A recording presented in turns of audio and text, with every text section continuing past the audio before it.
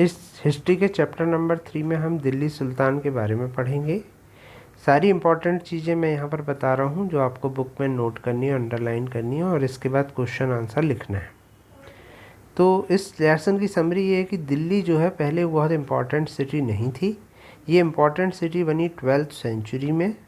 दिल्ली जो है first became the capital of kingdom under Tomar Rajput who were defeated by Chauhans, जिनको चाहमान भी कहा जाता था।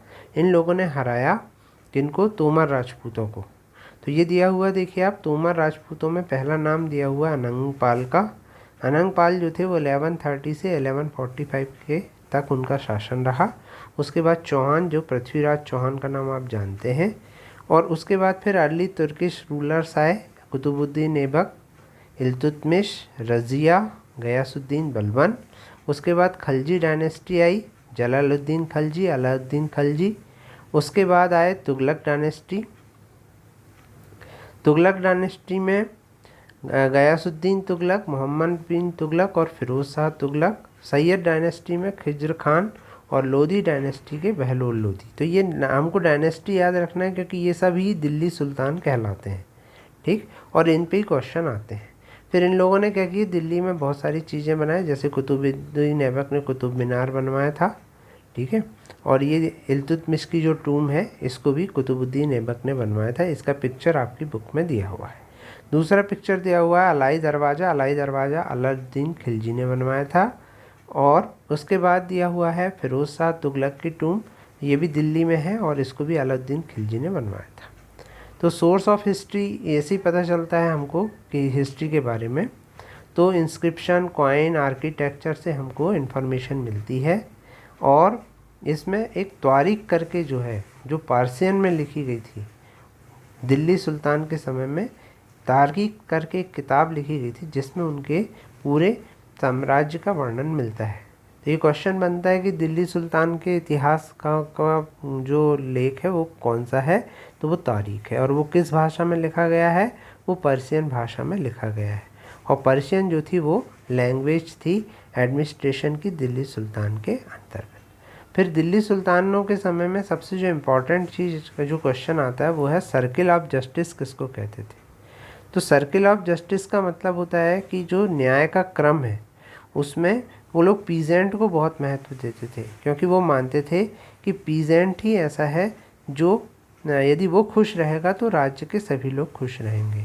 तो यही लिखा हुआ देखिए, a king can not survive without soldier and soldier can not survive without salary, और salaries come from revenue collected from peasant, but peasant can pay revenue only when they are prosperous and happy.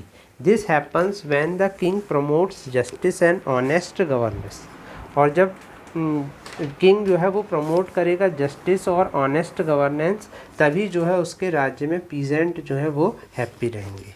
तो ये circle of justice का बहुत important description दिया हुआ है जो दिल्ली सुल्तान में पूछा जाता है।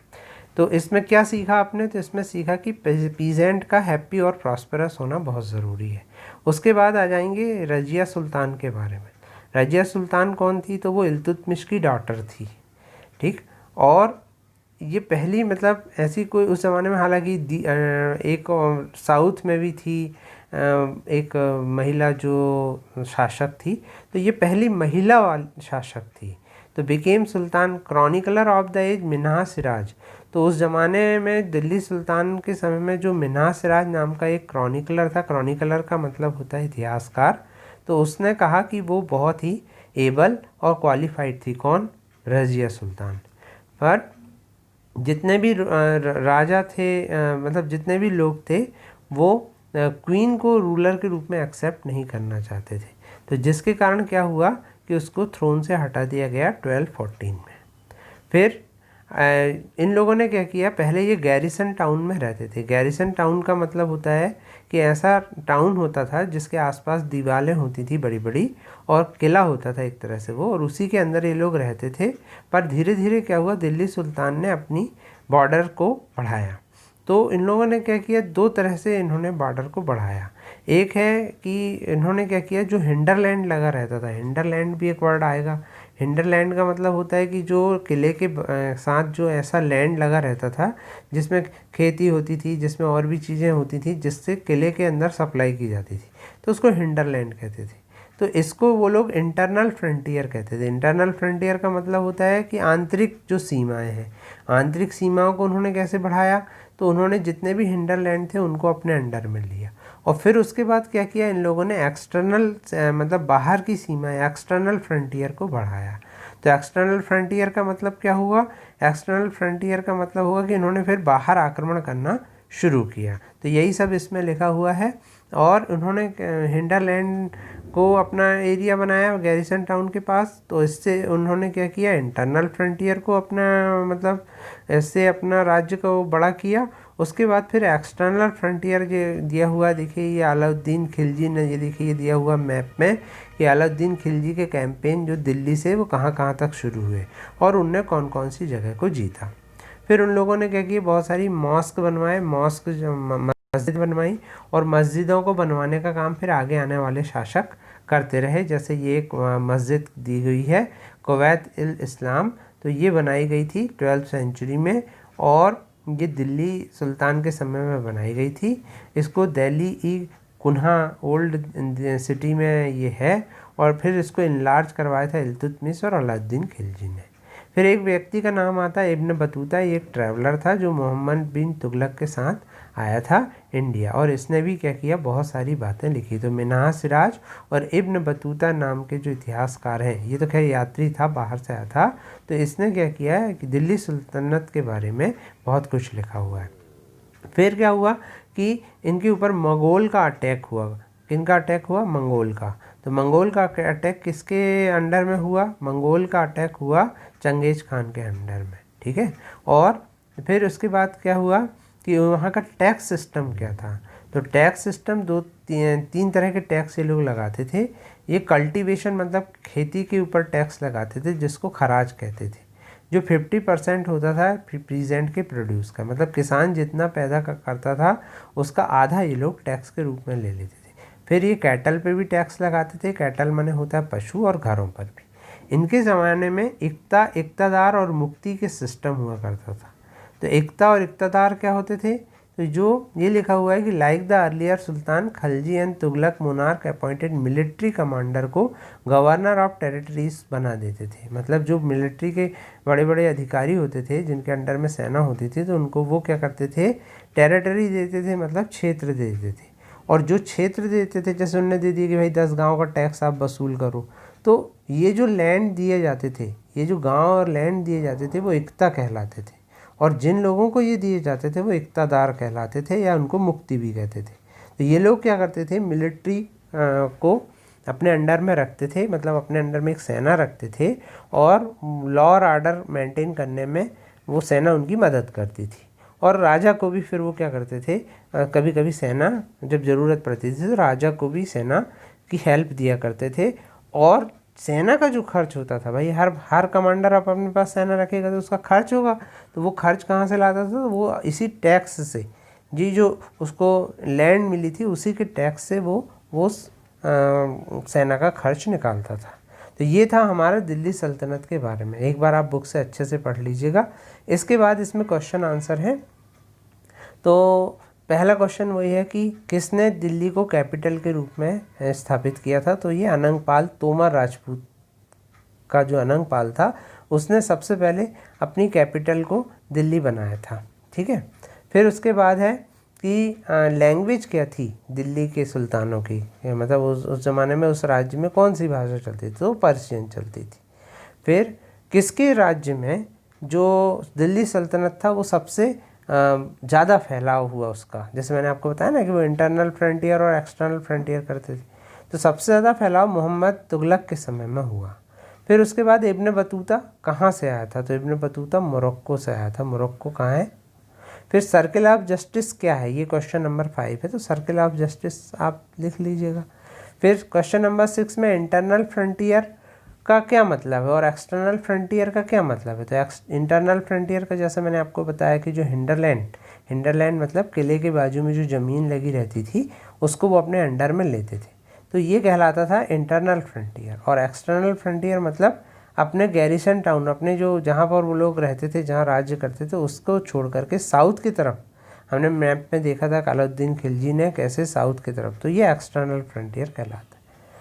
फिर क्वेश्चन नंबर 7 क्या था कि मुक्ति कैसे अपनी ड्यूटी को परफॉर्म करेंगे, इसके लिए क्या व्यवस्था थी, तो ये अपन देख सकते हैं। ये थोड़ा बड़ा लॉन्ग आंसर क्वेश्चन है, जिसको आराम से देख करके आप लिखिएगा, ये काफ़ी बड़ा है।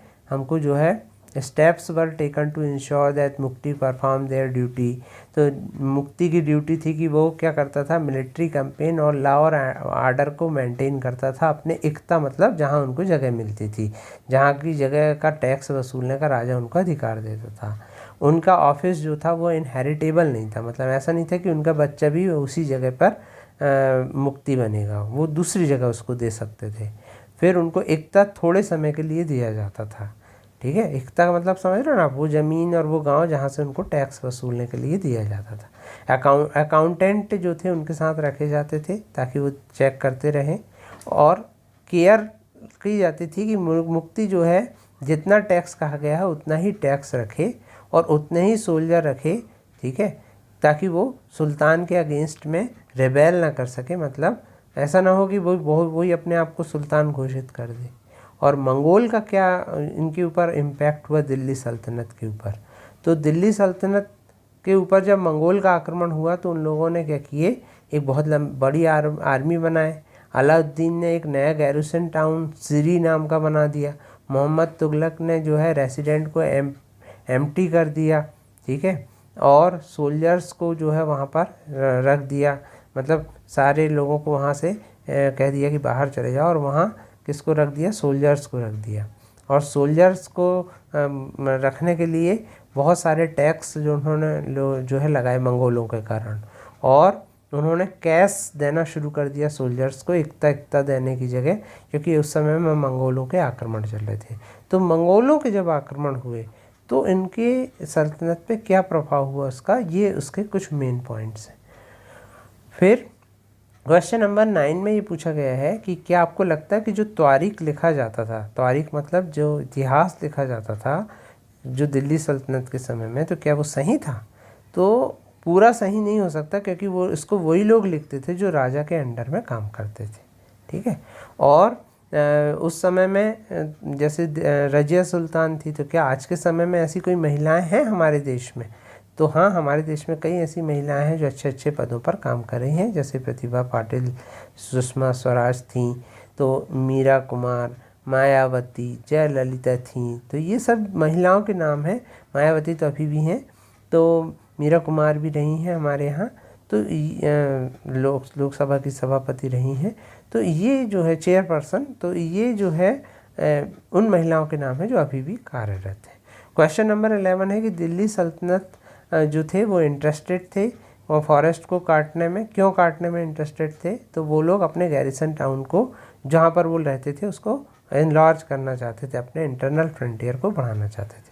तो ये इन सारे क्वेश्चंस के आंसर जो है, और रोड बनाने के लिए, रेलवे बनाने के लिए, हाउस बनाने के लिए, ठीक है, आज के समय में भी क्या होता है कि हम डिफॉरेस्टेशन अभी भी करते हैं। उस समय में उन लोगों ने तो अपना टाउन बड़ा करने के लिए, टाउन को बढ़ाने के लिए डिफॉरेस्टेशन किया दिल्ली सल्तनत के समय में, लेकिन आज भी रेलवे के लिए, रोड बनाने के लिए हमें डिफॉरेस्टेशन करना पड़ता है। तो ये था हमारे दिल्ली सल्तनत का चैप्टर।